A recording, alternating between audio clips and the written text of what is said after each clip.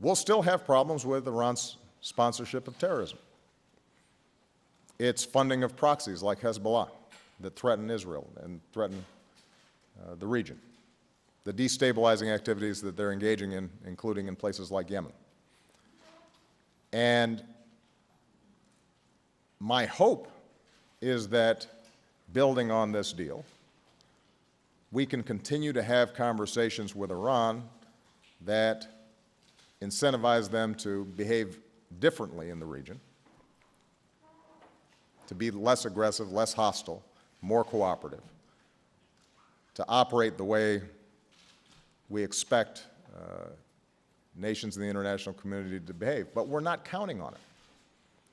So this deal is not contingent on Iran changing its behavior. It's not contingent on Iran suddenly operating like a liberal democracy. It solves one particular problem, which is making sure they don't have a bomb.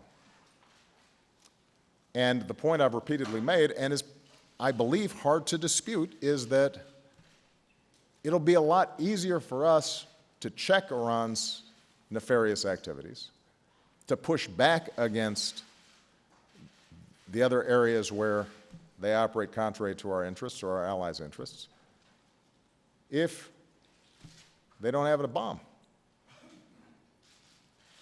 And so will they change their behavior? Will we seek to gain more cooperation from them in resolving issues like Syria or what's happening in Iraq to stop encouraging Houthis in Yemen?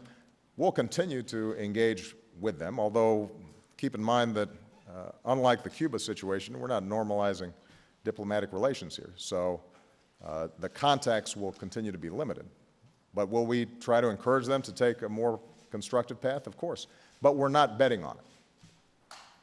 And in fact, having resolved the nuclear issue, we will be in a stronger position to work with Israel, work with the Gulf countries, work with our other partners, work with the Europeans, to bring additional pressure to bear on Iran around those issues that remain of concern. But the argument that I've been already hearing, and this was foreshadowed even before the deal was announced, that because this deal does not solve all those other problems, that's an argument for rejecting this deal, defies logic. It makes no sense. And it loses sight of what was our original #1 priority, which is making sure that they don't have a bomb.